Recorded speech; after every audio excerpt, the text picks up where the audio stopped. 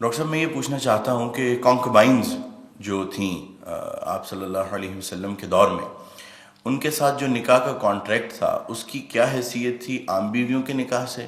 مختلف کیا تھا اس میں؟ اور ان بطور بیوی ان کی حیثیت کیسی تھی، اور ان کے ساتھ کس طرح کا معاملہ کیا جاتا تھا، اور بعد میں وراثت میں ان کا کیسا حصہ تھا؟ نیز یہ کہ کیا آج ان کی کوئی شکل معاشرے میں، کسی بھی معاشرے میں کیا باقی ہے یا اس کی کوئی اجازت ہے؟ دوسرا ڈاکٹر صاحب یہ کہ اگر اس کو ایلیبریٹ آپ کر دیں تو ساتھ یہ بھی بتا دیجیے گا کہ سورہ نساء کی جو آیات ہیں، آیت نمبر 4 اور 24 جس میں وما ملکت ایمانکم ان کے بارے میں آیا ہے، ان کو زیادہ ایلیبریٹ کرنے کے لیے کون سی تفسیر بہترین ہے جس کو پڑھا جا سکتا ہے، اگر آپ کو اس وقت آپ ریکال کر سکیں؟ جزاک اللہ۔ پہلے تو اپنی بات میں ایک تصحیح کر لیجئے، باندیوں کے ساتھ یا لونڈیوں کے ساتھ یا کانکوبائنز کے ساتھ کوئی نکاح نہیں ہوتا تھا۔ منکوحہ وہ بیویاں کہلاتی تھیں اور یہ باندیاں کہلاتی تھیں، یہ ملکیت ہوتی تھی۔ بیوی ملکیت نہیں ہوتی، بیوی تو ایک سوشل کانٹریکٹ کے تحت آپ کے ساتھ آتی ہے، زندگی گزارتی ہے، اس کی مرضی کے بغیر اس کا نکاح نہیں ہو سکتا، اس کی اجازت سے نکاح ہوا ہے، اور بیوی جو ہے اس کو یہ حق بھی حاصل ہے کہ وہ کبھی چاہے تو آپ سے سپریشن جو ہے وہ حاصل کر لے۔ لیکن یہ جو ملکیت کا تصور ہے اس میں یہ چیزیں نہیں ہیں، نہ اس میں نکاح ہے، نہ اس میں کوئی وراثت کا حصہ ہے، بلکہ وہ تو خود وراثت میں منتقل ہو جائیں گی۔ اگر کوئی شخص جو ہے اس کے کچھ باندیاں تھیں تو اس کے انتقال کے بعد وہ اس کی ملکیت ان کی جو ہے جیسے اور پراپرٹی جو ہے وہ منتقل ہوگی، اولاد کیسے ہو جائے گی؟ تو پہلی بات تو یہ چاہے اچھی لگے چاہے بری، لیکن آپ اس کو سمجھ لیجئے ایز سچ کے جیسے وہ تھا معاملہ۔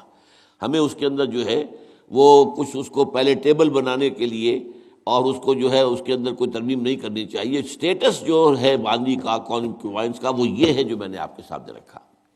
اچھا، اصل مسئلہ یہ آتا ہے کہ آیا آج بھی ایسا کوئی معاملہ ہے؟ آج ایسا کوئی معاملہ موجود نہیں ہے، اور یہ لونڈیاں ہوتی تھیں حضور کے زمانے میں صرف وہ جو میدان جنگ میں مال غنیمت کے طور پر آتی تھی۔ آپ ایک جنگ ہوئی ہے، فرض کیجئے جنگ بدر ہوئی ہے، جنگ بدر میں اب جب کہ کفار کو شکست ہو گئی ہے تو آپ کو معلوم ہے ان کے جو اونٹ تھے وہ 900 اونٹ لے کر آئے ہوئے تھے، وہ سارے تو ابھی کھائے نہیں گئے تھے، اب وہ گویا کہ وہاں پر مال غنیمت ہے۔ ان کے گھوڑے اگر وہ بچے ہوئے تو مال غنیمت ہے۔ وہ جو آدمی بھاگتا وہ اپنا اسلحہ بھی پھینکتا جاتا ہے تاکہ بھاگے اور جان بچائے، یہ سب کیا ہے؟ مال غنیمت ہے۔ ایسے ہی اگر وہاں کوئی عورتیں بھی آئی ہوں، میرے علم میں نہیں ہے کہ بدر میں آئیں یا نہیں آئیں، احد میں تو آئیں، لیکن بدر کے بارے میں مجھے یقین کے ساتھ معلوم نہیں ہے، لیکن اگر عورتیں بھی آئی ہوں تو وہ باندیاں ہوں گی، وہ تقسیم ہو جائیں گی۔ یہ جو اصل غلام کا اور باندی کا تصور ہے اسلام میں، یہ پی او ڈبلیو کا حل ہے، prisoners of war, what to do with them۔ یا تو اب آپ جو ہے بڑے بڑے جو ہے کنسنٹریشن کیمپس قائم کر دیجئے، ان میں پڑے سڑ رہے ہیں، وہ سب کے سب جو ہے کنسنٹریشن کیمپس کے اندر ہوتے ہیں۔ اب وہاں پر ان کا کیا معاملہ ہے؟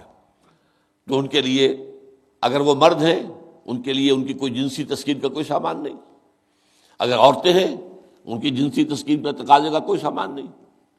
ہاں، کھانے پینے کو تو ظاہر بات ہے کچھ نہ کچھ راشن واشن جو ہے وہ تو جو بھی دنیا میں پی او ڈبلیوز کا معاملہ ہوتا ہے کھانے پینے کو دیا جاتا ہے۔ اسلام نے یہ کیا ہے کہ بجائے اس کے کہ پی او ڈبلیوز جو ہیں وہ اسلامی بیت المال پر بوجھ بن جائے، انہیں ایبزارب کرو معاشرے کے اندر، انہیں تقسیم کر دو لوگوں کے اندر، اور ان کی حیثیت غلام کی اور باندی کی ہوگی۔ انہیں آپ کو کھلائیں بھی وہ، حضور فرماتے ہیں جو خود کھاتے ہیں وہ کھلائیں، جو خود پہنتے ہو وہ پہناؤ، اچھے سے اچھا سلوک کرو۔ پھر ان کی ایمنسیپیشن کا ایک سلسلہ شروع کر دیا گیا، فلاں اگر تم سے گناہ ہو گیا ہے تو کفارہ یہ ہے ایک غلام آزاد کر دو، قتل خطا ہو گئی ہے، وہاں تم سے غلطی سے تمہارا ارادہ نہیں تھا، کوئی تمہارے ہاتھوں مارا گیا ہے، گولی چل گئی تم سے اور کوئی شخص جو ہے وہ مر گیا ہے، اس کے لیے بھی وہ غلام جو ہے آزاد کرو۔ گناہوں کے کفارے میں غلاموں کو آزاد کرنا، پھر غلاموں کو آزاد کرنے کی تلقین، نصیحت، پرسویشن، یہ نیکی کا بہت بڑا کام ہے، غلام کو آزاد کرو۔ یہ ساری چیزیں جو ہیں اس کے ذریعے سے ایک دفعہ انہیں سوسائٹی میں جذب کرنے کے بعد وہ علیحدہ ایلیمنٹ نہیں رہے، اب سوسائٹی کا حصہ بن گئے، وہ ایک گھر کے اندر ہیں، وہاں رہتے ہیں، ان کے ساتھ جو ہے ان کے مالک ہیں، اور اسی طریقے سے ان کو رفتہ رفتہ ان کی ایمینسیپیشن کا بندوبست کیا اسلام نے. اور اس میں آپ کو معلوم ہونا چاہیے اس درجے ایمینسیپیشن ہوئی ہے کہ ایک وقت ایسا تھا عالم اسلام میں ساری حکومتیں غلاموں کی تھیں. مڈل ایسٹ میں ممالک کی حکومت، مملوک کہتے ہیں اس کو کہ جو کسی کی ملکیت ہے، غلام ہے. ممالک بڑے بادشاہ ہوئے. ہندوستان میں جو دہلی میں پہلی حکومت قائم ہوئی ہے وہ کون تھے؟ خاندان غلامہ، قطب الدین ایبک اور یہ بلبن، ایسے ایسے شاندار، اور جو ہے اور یہ التتمش، یہ کون تھے؟ غلام تھے. ہمارے بڑے بڑے دین کے علماء ائمہ غلام، چنانچہ بڑے علماء اساتذہ غلاموں میں سے. تو اسلام نے یہ راستہ اختیار کیا ہے. البتہ آخری سوال کا یہ ہے جو میرے اپنے ذہن میں ہے کہ اسلام نے اس انسٹیٹیوشن کو فائنلی ایبروگیٹ کیوں نہیں کیا؟ ایبروگیشن، جیسے آپ کو معلوم ہے سود کا معاملہ چلتا رہا، آخر میں آ کے سن 9 میں فائنلی طے کر دیا گیا حرام، اب اس کے قریب مت پھٹکو.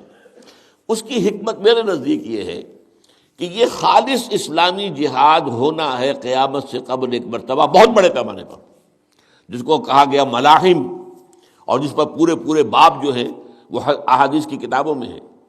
اس وقت میں سمجھتا ہوں کہ ضرورت پیش آئے گی اس انسٹیٹیوشن کو انووک کرنے کی کہ اس وقت پرزنرز آف وار کا معاملہ اس طور سے ڈیل کیا جائے.